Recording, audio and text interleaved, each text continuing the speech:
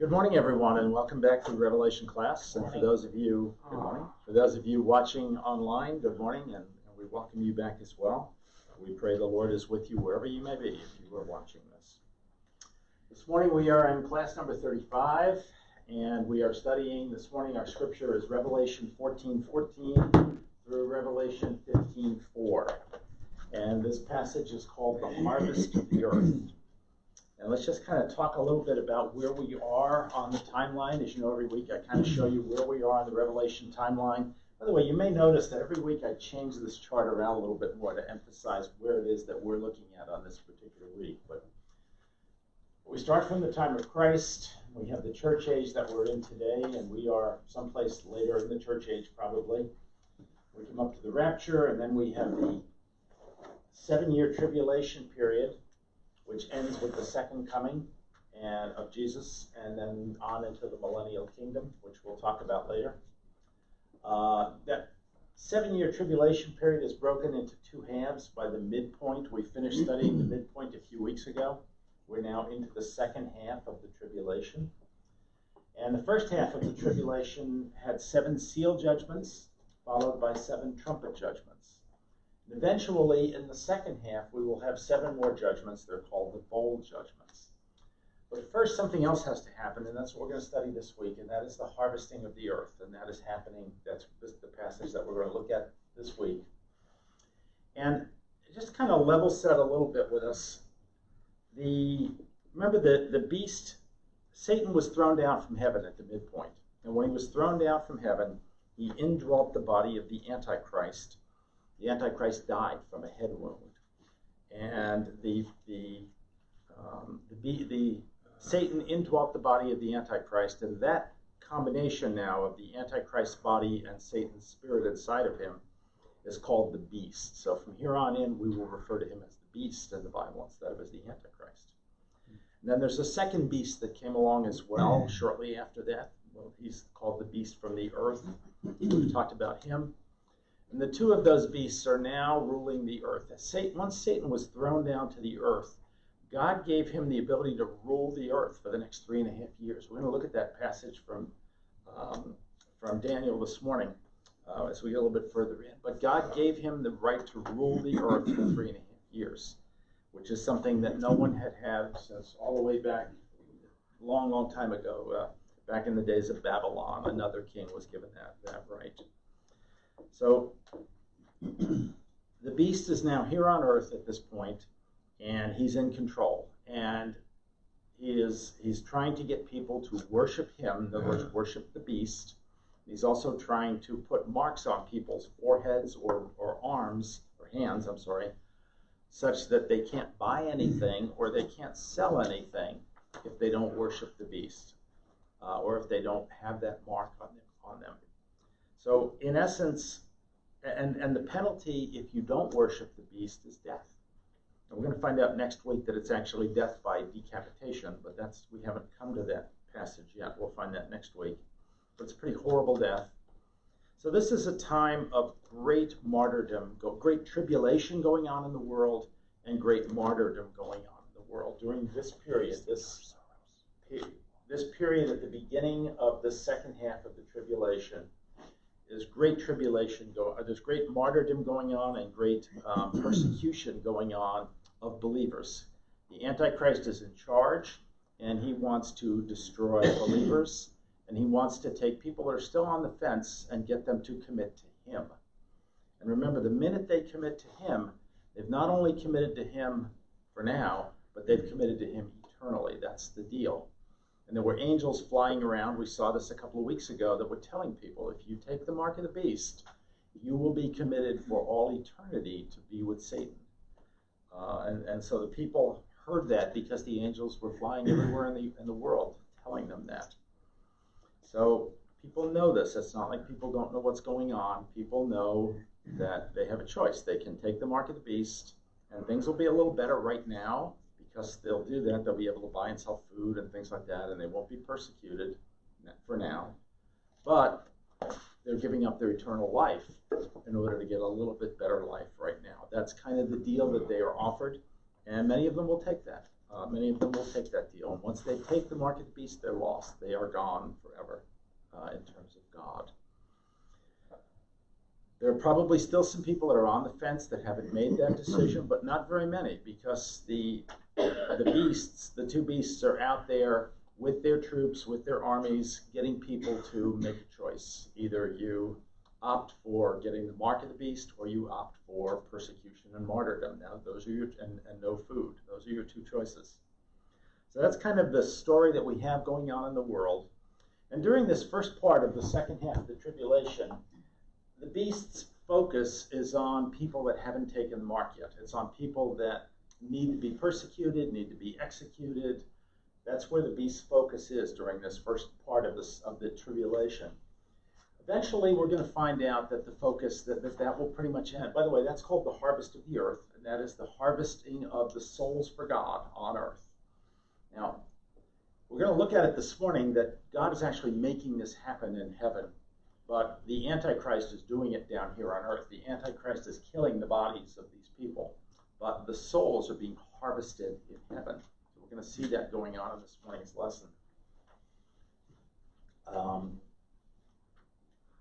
So the harvest is going on during this early part of the tribulation. Eventually, we're going to get to the 7 bowl judgments, which is where God is harvesting the souls of the people who chose the beast. That will come later. And that's going to be incredibly bloody, but God will be doing that as well. We are going to look at part of that. We're going to look at the heavenly part of that today, but the earthly part of that will come during the 7 bowl judgments. Revelation doesn't give us exact time frames on when all this happens, so we don't know exactly when everything is happening here. But given the severity of some of the bowl judgments that are coming, like all the drinking water on earth is going to be turned into blood. Okay? Hard to survive if all the drinking water on earth is turned into blood. A lot of people aren't going to be able to survive that. So we assume the 7 bowl judgments occur very late in the second half of the tribulation. We assume most of the first part of that second half of the tribulation is the harvesting of the earth. So that's kind of give you an idea of where we are today as we go into it. So let me read you, first of all, the part of the harvesting of the good people on the earth. This comes from Revelation 14:14 through 14:16. This is John speaking.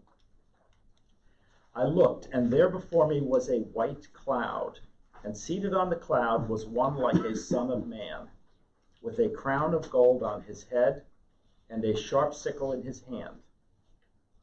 Then another angel came out of the temple and called in a loud voice to him who was sitting on the cloud, Take your sickle and reap, because the time to reap has come, the harvest of the earth, for the harvest of the earth is ripe. So he who was seated on the cloud swung his sickle over the earth, and the earth was harvested. So this is the harvesting of the people who are being persecuted and martyred here on earth that's occurring. That's what's being talked about here. We know that from a lot of things. We're talking about a white cloud. White means purity. We're talking about an angel on that white cloud. And we also know that that angel, it looks something like a son of man. Now I want to talk about that a little, or it says the exact words are one like a son of man. So I want to talk about that for a bit, because son of man is used in a lot of the New Testament, in particular in John's gospel, to refer to Jesus himself. But it is also used in other places in the scriptures to refer to other people. For example, Ezekiel, the book of Ezekiel. Ezekiel is referred to constantly as son of man himself, Ezekiel himself.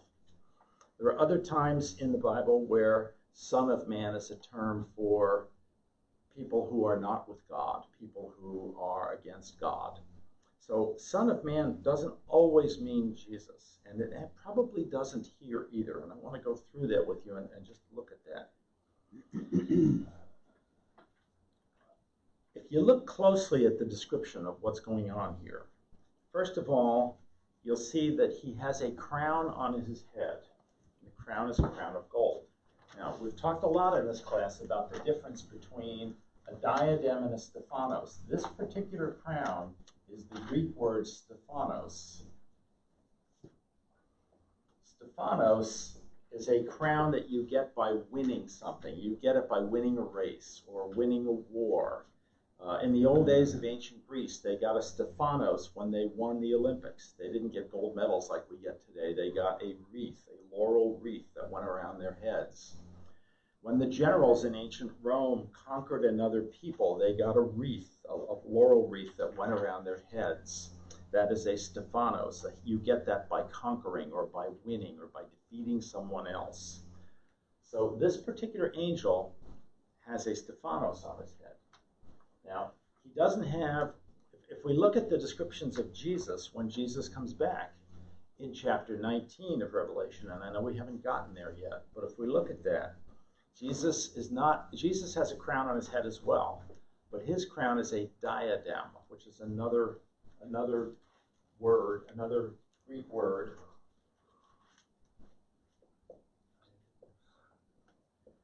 And a diadem is an inherited crown. It's a legitimate crown that you get because you are the legitimate ruler. You have inherited that rulership from your father or whoever. So a diadem is a legitimate crown. Jesus always wears a diadem. But this angel on the cloud is wearing a Stephanos. So that's the first clue that this might not be Jesus. Let's continue looking at some other pieces of the puzzle here. By the way, let me read that to you from Revelation 19:12. Revelation 19:12. His eyes, this would be Jesus now, his eyes are like a flame of fire, and on his head are many diadems, and he has a name written on him which no one knows except himself. This is a description of Jesus at the time of the second coming. So that's the first clue that this might not be Jesus on this cloud. The second clue is in the second sentence. Let me read that to you again. Actually, I'll read. The first sentence says, I looked, and there before me was a white cloud, and seated on the cloud was one like a son of man. And then it goes on about the crown and the sickle. The second sentence says, then another angel came out of the temple and called in a loud voice. So that's the second clue that this might not be Jesus. Another angel is coming up and talking to this first person that's on the cloud. It says it's another angel. That would imply to us that this is not Jesus on the cloud. This is an angel that's on the cloud. The third clue is what this other angel says. This other angel, what verse? This is chapter 14, verse 15 I'm in right now. Let me go again. So then another angel came out of the temple and called in a loud voice to him who was sitting on the cloud. Take your sickle and reap, because the time to reap has come, for the harvest is ripe. So the second angel, who is another angel, that's what we just learned, is giving instructions to the first angel, right? He's telling the first angel what to do. Now, does it seem to anybody in here that Jesus in his glorified state would be getting instructions from an angel on what to do? Probably not, right? So there are three clues in here that this person on the cloud is probably not Jesus. This person that's doing the reaping with the sickle is probably not Jesus. We assume it's an angel. It doesn't absolutely say that, but that's what we assume from the scriptures. Questions on that? Just a question of differentiation, that Satan is the one who's going to kill those people as martyrs, and the angel is going to take their souls, or the angel is going to take their souls, not Satan? As usual, you're just a couple of minutes ahead of me. I'm getting to that point. But let me answer it now. The bodies of the martyrs here on earth will be killed by the beast. The beast is indwelt by Satan.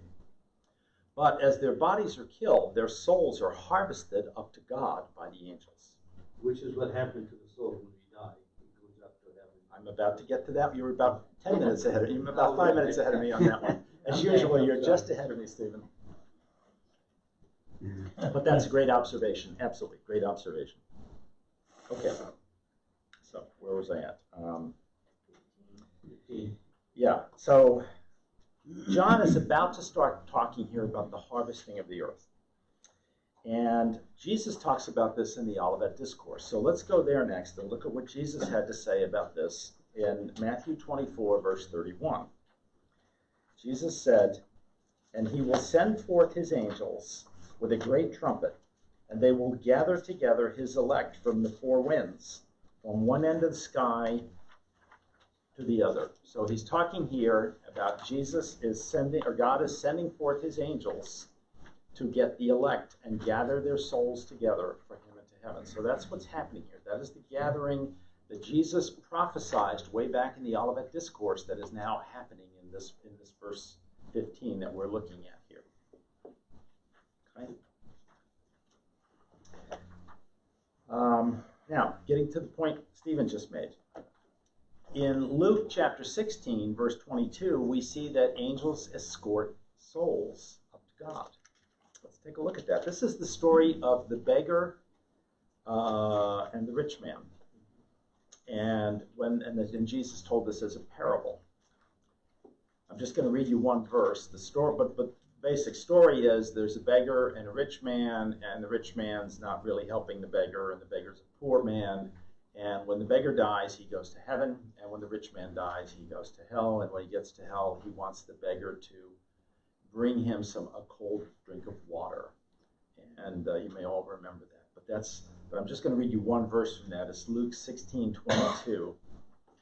And Jesus tells us in that verse that angels escort believers into heaven, which was the point Stephen made a minute ago.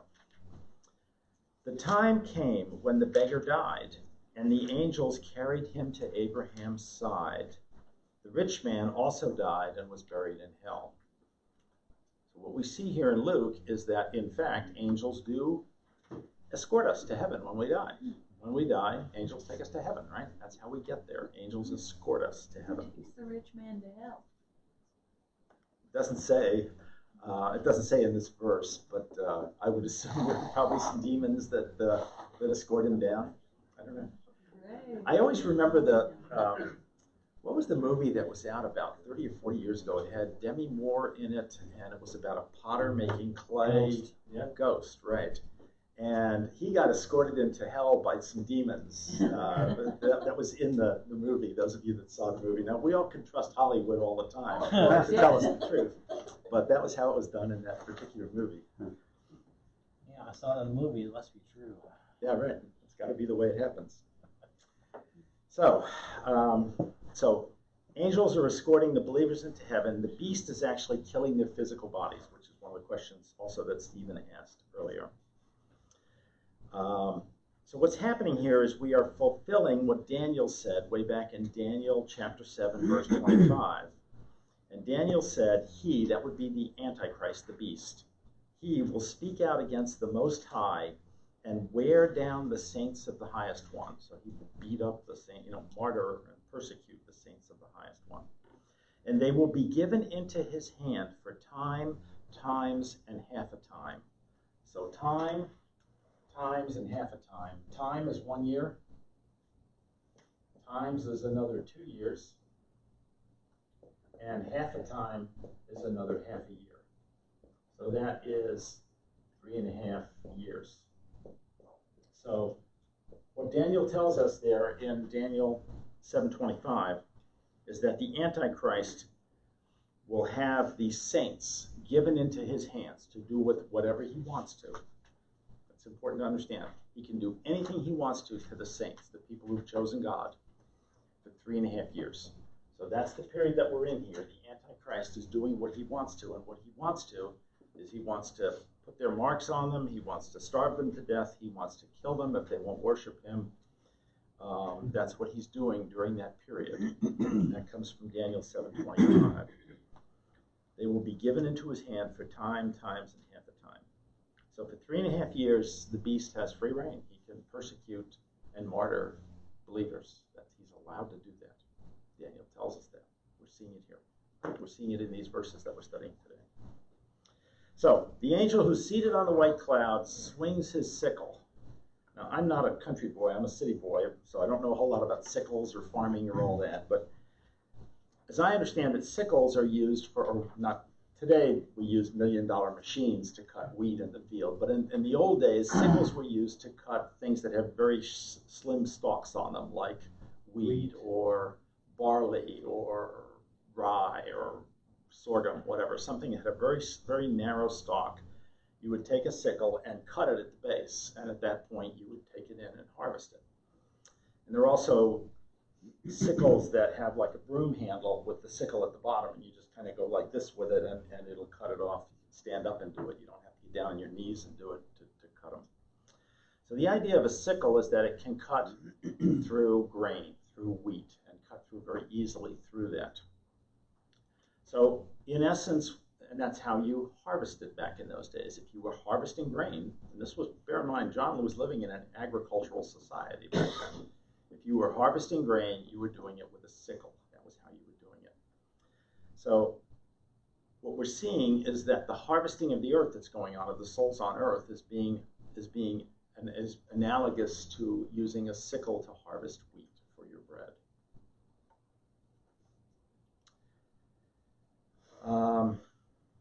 So during this first part of the second half of the tribulation, we're seeing very intense persecution and martyrdom of believers, and life is very, very difficult on earth for them. It's extremely hard. So far, life's actually pretty okay for the other people, the people that have taken the mark of the beast. The Antichrist isn't focused on them yet. God's about to focus on them, though, when we get to the 7 bowl judgments. And we're going to just talk about the decision made in heaven about that right now. We'll talk about the bowl judgments next week. But the decision in verses 16 through 20, we see the decision that's made in heaven for the bowl judgment. For what will occur with the harvesting of those souls, the souls that have defied God. So let me read that to you next. I'm sorry, I said 16 through 20. It's actually 17 through 20. Another angel came out of the temple in heaven. He too had a sharp sickle. Still another angel who had charge of the fire came from the altar and called in a loud voice to him who had the sharp sickle, "Take your sharp sickle and gather the clusters of grapes from the earth's vine, because its grapes are ripe." The angel swung his sickle on the earth, gathered its grapes, and threw them into the great winepress of God's wrath. They were trampled in the winepress outside the city, and blood flowed out of the press, rising as high as the horses' bridles for a distance of 1,600 stadia. So what we're talking about here, we're talking about a second harvest that occurs. And this actually occurs later on in this part out here of the second half of the tribulation. But we're talking about that harvest. That decision is being made here in heaven now. And so we have 2 more angels that show up. One of them has another sickle, right? Just like the one had in the first one. And the other one is giving instructions. And the instructions are, go ahead now and harvest the rest of the earth. Go ahead and harvest the other people on the earth. And that's going to be ugly. Those people have had a pretty easy time for the first part of the second half. But when we get to the 7 bowl judgments, they are not going to have an easy time at all. God is going to send horrible, horrible judgments against the earth. And these people will die. In addition to that, many of them will end up in battles, the Battle of Armageddon and other battles we'll talk about in the coming weeks. Many of them will die in those battles as well. And they will die horrible deaths. There'll be a lot of blood. So what's being harvested here is, again, the souls of the people. Now this harvest is not looked at the same way as the first one. The first harvest, remember, was a harvest. Oh, by the way, one of the reasons we know this is the evil people is it's the angel of fire. Let me read that to you again. It said, still another angel who had charge of the fire, right? Is fire in heaven or is fire in hell, right? Fire is in hell. So this is the angel who is in charge of the fire. So these angels are coming now to collect the other souls, the souls that are going in the opposite direction. Are the souls now who are being harvested are the ones who carry the sign of the beast? Yes. They've accepted the beast in one way or another. Either they're worshiping him or they're carrying his sign. Yes. So, and that's happening later. The Antichrist is not doing that in the early part of the second half. He's doing that later. That's happening by God later on. So that's what's being talked about here is the harvesting of those souls. It's being likened not to the harvesting of wheat here. It's being likened to the harvesting of grapes for wine.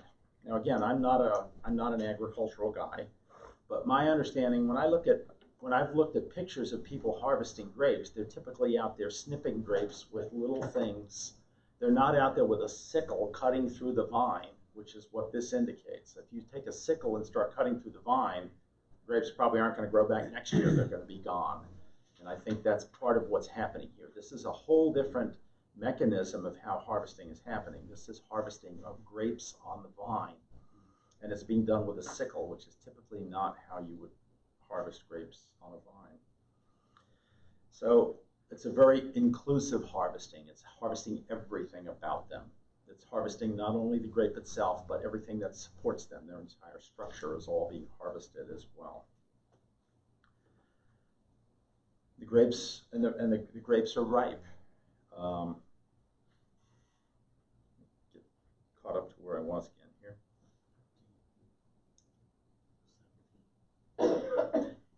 Yeah, a couple of interesting pieces here. It says, it also talks about, in addition to the spiritual part of harvesting their souls, it also talks about the physical part of the blood that these people will be giving up in this thing. Just the blood of their bodies as their bodies are being destroyed. It says the blood will rise to the height of a horse's reins, which is probably 4 feet, 4.5 feet, something like that. And that it will flow for 1,600 stadia, which, by the way, is about 200 miles. So there's going to be a lot of blood here. I don't know how many people we're talking about. If we said there are probably about 2 billion people left on the earth at the beginning of the second half. If 1 billion of them are involved here, 1 billion people have defied God, that's a whole lot of blood. And our bodies, by the way, are 95% water. So if you take them and compress them, smash them like you would with grapes, and it talks about a wine press, grapes in a wine press. If you smash them that way and get all the water and all the blood out, you've probably got a lot of fluid coming out. For 1 billion people, that's a whole lot. It talks about, now, if that just flows out on the ground on a level playing field, that's no big deal. Probably it's just going to flow. But it talks about it rising to 4.5 feet. Many people who study the Bible believe that this will happen in a place, and I'm not necessarily teaching this, but most people believe that this will happen in a place that's called the Kidron Valley. And the Kidron Valley, this is a map of Jerusalem, by the way. Jerusalem has 3 mountains. To the east is the Mount of Olives. In the middle is Mount Moriah, which is the Temple Mount where God built his temple. And to the left is Mount Zion, which is the political capital. That's where David built his palace over here. So you got the political capital, the religious capital, and the Mount of Olives. And the temple was on Mount Moriah. And the temple, you had the 2 sections in the back of the temple where the priest could go and where only the high priest could go. And you had an altar out there. And at the time of Passover every year, they estimate 1 million lambs were slaughtered back in the time of Jesus. Now think about that for a minute. 1 million lambs are being slaughtered on this altar and sacrificed to God in that week of Passover every year. That's a lot of blood. I'm sorry? Muslims do that. 2 million lambs or 3 million. Do they? In one day, yeah, in the Hajj. Oh, really? I did not know that. You learn something every day. I had no idea. So I wonder where they get that from.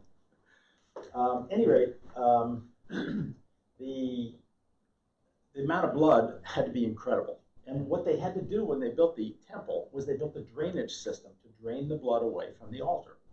If you go to Temple Mount today, you can see places where that drainage system exists.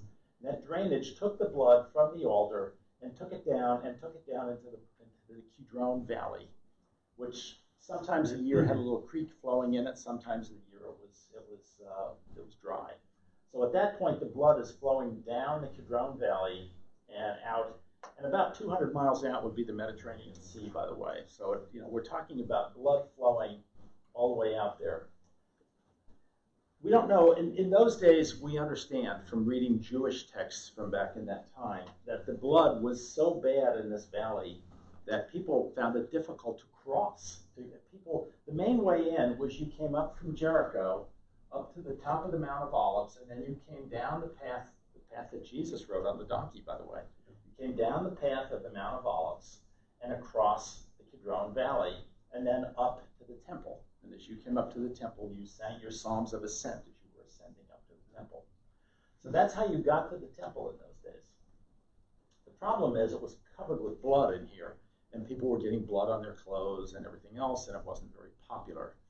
So when Herod rebuilt the temple, he actually built a causeway to go from partway down the Mount of Olives over to partway up the Temple Mount, so that people would not have to get their clothes drenched in blood as they crossed the Kidron Valley. So Jesus, in his day, probably when he came down on the donkey and then went into Jerusalem, probably crossed on Herod's causeway over into Jerusalem. We think that's probably how it was done. So the Kidron Valley has all this blood draining into it, and that blood can go down here. Kidron Valley is very narrow in places. In places it's only a couple of feet wide. So to think of the blood perhaps being 4 feet high in there might be possible. Maybe, I don't know. Especially if you think of all the other bodily fluids from the compression of these people. So that's where a lot of people think this might be happening. I don't know. That's where a lot of people think it might be happening. One other thing I wanted to point out to you, while I have a map up here about Jerusalem. There are actually 3 valleys that come together here, and they go out this way through the Kidron Valley. And this actually is the Hebrew letter Shine, which looks like this. That is the Hebrew letter Shine. And if you look at the name Jerusalem in Hebrew, that letter is in there. And that's where Jerusalem gets its name from. That's where Shalom gets its name from, by the way, is the pattern of the valleys in Jerusalem. The pattern of the 3 valleys in Jerusalem makes the Hebrew letter Shine. Shine is the SH in Yerushalem. Yerushalem. By the way, some people put the O in and make it Shalom. But Yerushalem is the Hebrew name for Jerusalem. And the shine is in there, the Hebrew letter shine is in there, which comes from this pattern here of the city of Jerusalem. So lots of blood flowing. We don't know for sure that that's what John's talking about, but that might be one possible explanation of how you can get 4 feet of blood.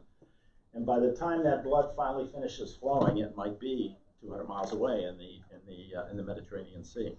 So possible that might be an answer. Okay, so in Deuteronomy 32:35, the Lord says, "It is mine to avenge." So this is, bear in mind, God's going to have his vengeance on these people at some point. They have taken the mark of the beast. They have worshipped the beast. God's going to have his vengeance on these people. That's what Deuteronomy 32:35 tells us. So what we're seeing here, the policies of the beast that have been going on during the second half of the tribulation, and he's totally in control, are making an economic state and a police state for everyone, an economic and police state for everyone that's just very, very difficult. And it's all designed to force people to accept the beast. It's designed to force people to go with the beast or be killed. That's basically the choice everybody has to make. I'm sorry, question. What's happening here? So now, let's keep moving on into chapter 15 next. And I'm going to read to you in chapter 15, we are going to see the introduction to the 7 bowl judgments. So we're going to get to that next.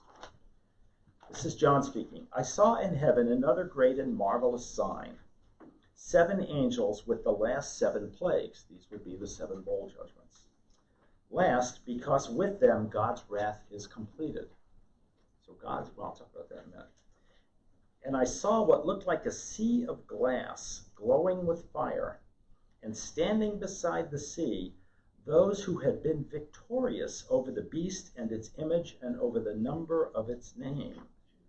They held harps given them by God, and sang the song of God's servant Moses and of the Lamb. Great and marvelous are your deeds, Lord God Almighty. just and true are your ways. King of the nations, who will fear you, Lord, and bring glory to your name? For you alone are holy. All nations will come and worship before you, for your righteous acts have been revealed. Okay, so now what he sees 7 angels coming out of heaven, and they have 7 plagues. We'll find out a little bit later in this chapter next week. We'll find out that these are actually bowls, but we'll get to that later. And it says that because with them God's wrath is completed. What that means is that God has been sending wrath at the earth all through this period. With these, the 7, God's wrath at the earth will be completed. So that's not to say that God's wrath is completed eternally. That's a whole different subject. The people who are going into eternal punishment will receive God's wrath forever. But God's wrath on the earth will be completed with these 7 bowl judgments. So that's what this is saying here.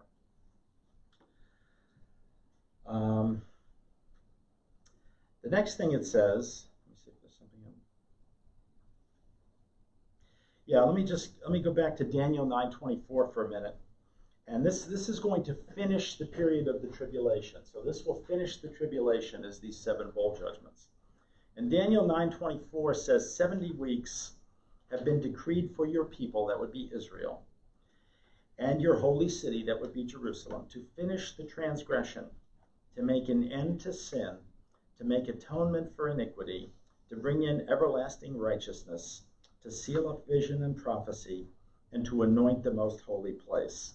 Remember, Daniel uses weeks as a term for years. So Daniel's talking about 70 years here. Later on, I'm not going to quote that to you today, but later on, Daniel talks about the last 7 years, which is this 7-year period here that we're talking about in the tribulation. So at the end of that 70 years, which is also the end of that 7 years, God's wrath against Israel and against the earth will be completed. And that wrath began way back before this. It began back in about 605 BC, in the times of the Gentiles. That's when that wrath began, when the Gentiles began to attack Jerusalem. So so where are people at this point? Who are we talking about? We know that believing Jews, and I'll define believing Jews as being Jews who have accepted Jesus. So people who were born Jews but have accepted Jesus are actually in a place called Bozrah, that is the Sheep's Gate. And they are protected, and they've been protected supernaturally ever since the midpoint. We saw that about a month or so ago when we studied that passage about the 144,000, that passage about the Jews who went to Bozrah. Many people think Bozrah is the same as Petra, a place in Jordan, by the way. Now, the rest of the remnant of Israel is about to be brought through the fire. That's what's happening during this period here. The remnant of Israel is about to be brought through the fire during the harvest of the earth. Let's look at Zechariah 13, verses 8 through 9. This is God speaking. I will come about in the land, declares the Lord, that 2 parts in it will be cut off and perish, but the third will be left in it. And I will bring the third part through the fire, refine them as silver is refined, and test them as gold is tested. They will call on my name, and I will answer them. For some reason, I left out the last part of that verse. Let me read you the rest of it. The book here. And I will answer them. I will say, they are my people, and they will say, the Lord is our God. For some reason, I did not copy that. Sorry. At any rate, what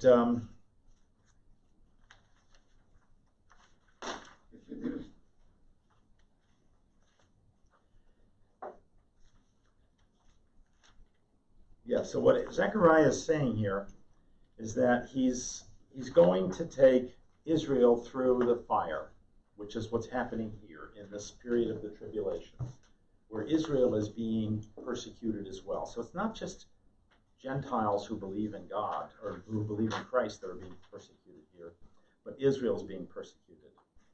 So remember, we talked weeks ago that there were 3 groups of people that will reject the Antichrist when he comes. The first is the people that we just talked about who are in Bozrah. And these are people who are Jews and believe in Christ. And God will supernaturally take them out of Dodge, so to speak, when the Antichrist goes up and desecrates the temple, and take them out to a place in the desert and protect them and give them manna to eat and protect them from the Antichrist and give them water to drink. And he'll do that for the full 3.5 years. That's one group. But those are Jews who believe in Christ. Okay? The second group is Jews who do not believe in Christ. And that's what Zechariah is talking about here. He's talking about the Jews who are what we call covenantal Jews. Jews who are very faithful to what God told them in the Old Testament. Not only did they try to keep the 10 Commandments, they try to keep the other 631 laws that are up there in Leviticus and Deuteronomy. Very, very difficult thing to do.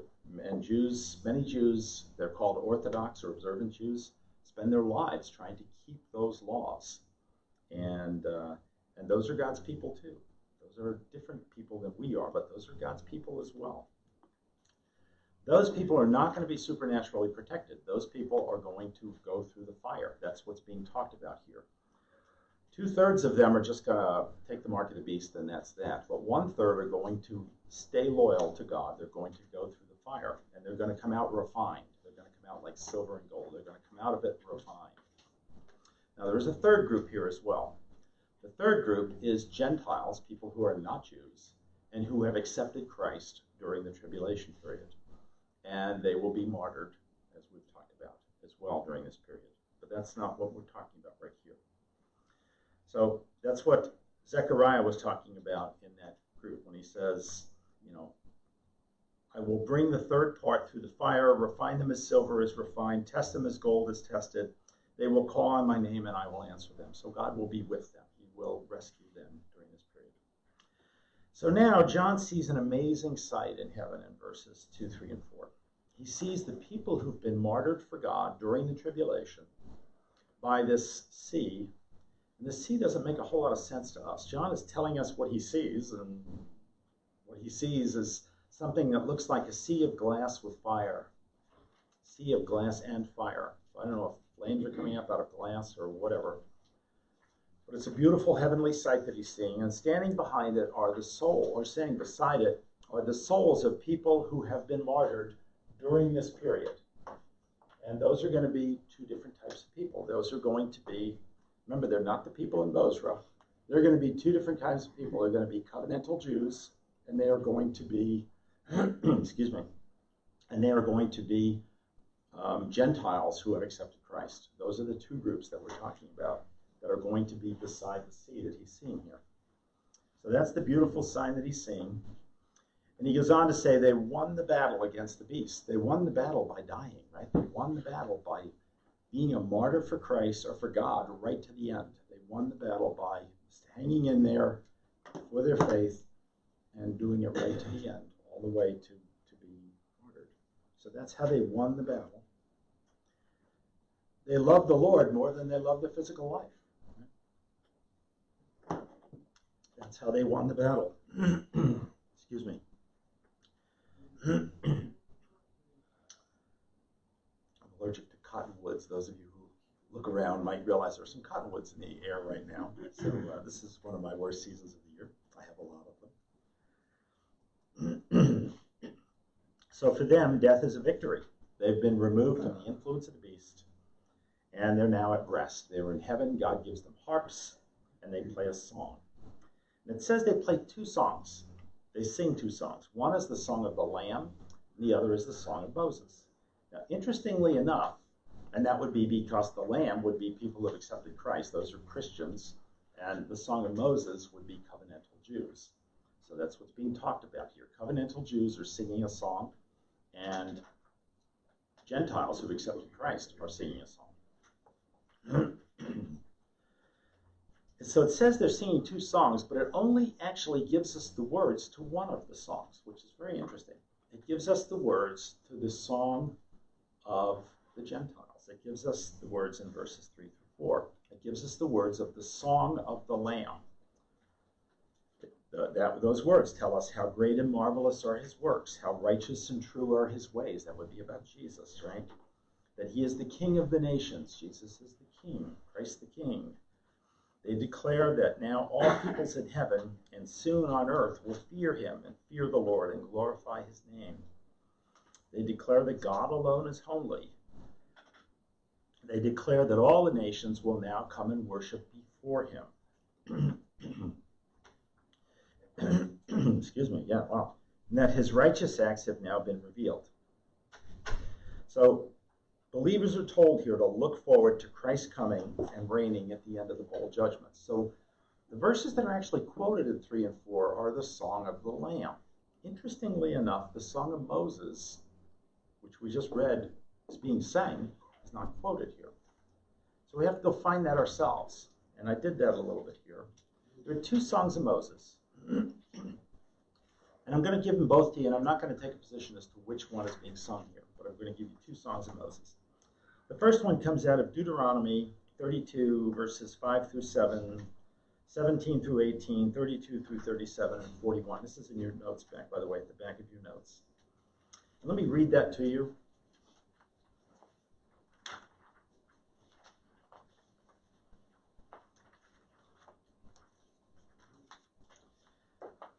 They are corrupt and not his children. They're talking about Israel. God's talking about Israel here. To their shame, they are a warped and crooked generation. Is this the way you repay the Lord, you foolish and unwise people? Is he not your father, your creator, who made you and formed you?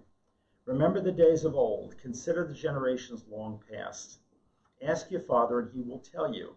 Your elders, and they will explain to you. They sacrifice to false gods, which are not God.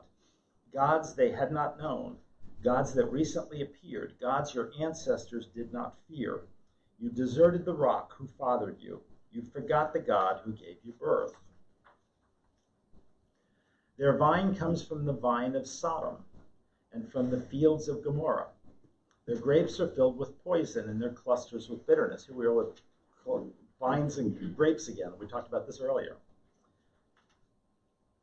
Their wine is the venom of serpents and deadly poison of cobras.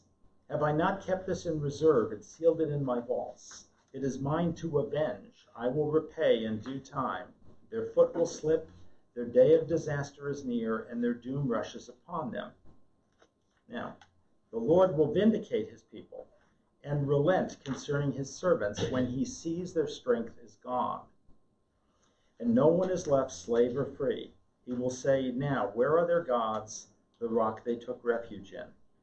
When I sharpen my flashing sword, and my hand grasps it in judgment, I will take vengeance on my adversaries and repay those who hate me. So what God is saying here in the Song of Moses is things are going to get really rough for the Jews during this period. Things are going to get really, really, really rough. And God's going to break them down to the point where they're about as low as you can get. And at that point, some of them are going to choose him, and those people, the Lord will vindicate his people and relent concerning his servants. That's what it says in here. So there is a point in here where God will vindicate his people. We're talking about the Jews here, covenantal Jews. God will vindicate his people when it gets to that point. Now, that's one way to look at it, and that's the song that comes out of Deuteronomy. Let's take a look next at a song that comes out of Exodus, which is also the Song of Moses. So there's 2 songs of Moses. The enemy boasted, I will pursue him. I will overtake him. I will divide his spoils. The him would be Israel, the Jews. I will gorge myself on them. I will draw my sword, and my hand will destroy them. But you blew your breath, and the sea covered them. They sank like lead in the mighty waters. Who among the gods is like you, Lord? Who is like you, majestic in holiness, awesome in glory, working wonders? You stretch out your right hand, and the earth swallows your enemies. In your unfailing love, you will lead the people you have redeemed. In your strength, you will guide them to your holy dwelling. Nice promise coming to the Jews, right? This is going to the Jews. God is promising to guide them through this mess to his holy dwelling. Terror and dread will fall on them by the power of your arm. They will be as still as a stone until your people pass by, Lord. Until the people you bought pass by. You will bring them in and plant them on the mountain of your inheritance. That would be this mountain, Mount Moriah, the mountain of your inheritance. The place, Lord, you made for your dwelling, the sanctuary, Lord, you have established. The dwelling, the sanctuary, is the temple. So God is going to bring the Jews who persevere with him through to the millennial kingdom. He's going to bring them through to the temple. Now, this temple that will be built up here in the millennial kingdom is Ezekiel's temple, from Ezekiel chapter 40 through 43. That's a different temple than we've talked about so far. This is Ezekiel's temple that's going to be built up here eventually. So God is going to bring these covenantal Jews through to being able to worship again at the temple, Ezekiel's temple. That's what's being said here. Okay. So, Orthodox and observant Jews can take some comfort in these words, as they've taken comfort in the Bible for 4,000 years, or 3,000 years. They can take comfort that the Lord eventually will rescue his people. It's not going to be a large number, but the Lord will eventually rescue his people. So that's where we are this week. We've talked about the situation in heaven where the harvesting of the earth is going on. This harvesting has already occurred. This harvesting is being planned now in heaven to occur next. The next week we're going to see it begin. We're going to see the bowl judgments begin. We're going to see the harvesting here begin to go forward. So that's where we are. I got another minute or two left if anybody has any questions. I have a question, or just an observation. Most of the things that we're studying here concentrate in and around one part of the world. Yes. And I have a hard time visualizing of all the Earth's surface and all the billions of people, how all these little activities that's going on with the Jews and whatever in and around Israel and Jerusalem, how that impacts and how that happens around the world with all the billions of people, all the different places. That's a great observation. We talked about that in an early class, back in the sixth seal judgment. Sixth or fifth, I'm pretty sure it's the sixth seal judgment. God begins to destroy entire parts of the earth. Let me go back and find that for you.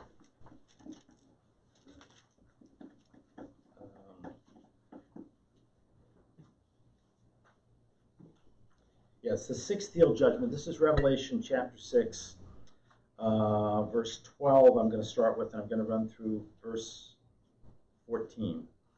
I watched, this is John, as he opened, this would be an angel, as he opened the sixth seal. There was a great earthquake. The sun turned black like sackcloth made of goat hair.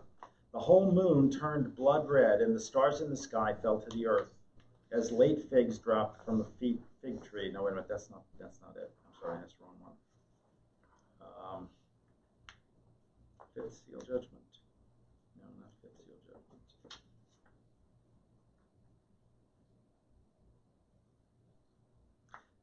judgment. It's earlier in chapter 6.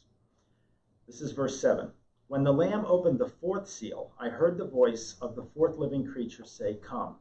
I looked, and there before me was a pale horse. Its rider was named Death, and Hades was following close behind him. They were given power over a fourth of the earth to kill it by sword, famine, and plague, and by the wild beasts of the earth. So this is the place where God begins killing off entire parts of the earth. Now, a little bit later, in one of the trumpet judgments, let me find that trumpet judgment. The first trumpet judgment.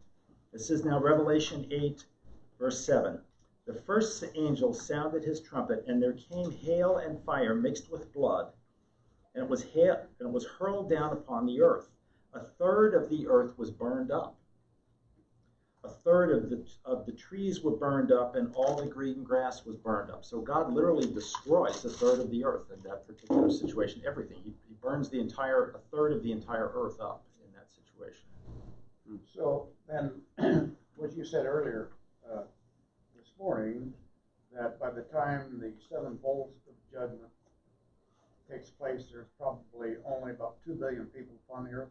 Right. Yeah, there's 7.6 billion today. I've had various charts up here I've put up over the weeks of how that number is declining and declining and declining with each of the judgments, because the judgment tells us, a quarter die here, a third die here, it tells us how many people die, and not how many, but what percentage die at various parts through Revelation.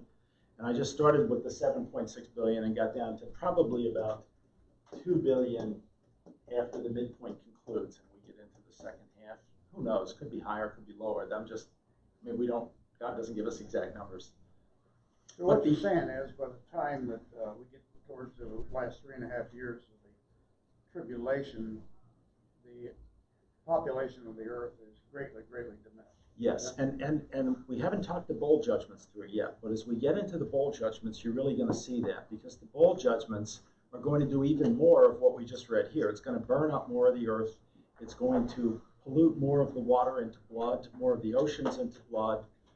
What's going to be happening as we go through the bowl judgments, as all these people are dying from the bowl judgments, is entire parts of the earth are going to be uninhabitable anymore. And the only parts of the earth that will probably be pretty much inhabitable are the parts from Jerusalem to Baghdad or to Babylon. And the end that we're going to get to is going to be about Jerusalem and Babylon. That's a few chapters from now.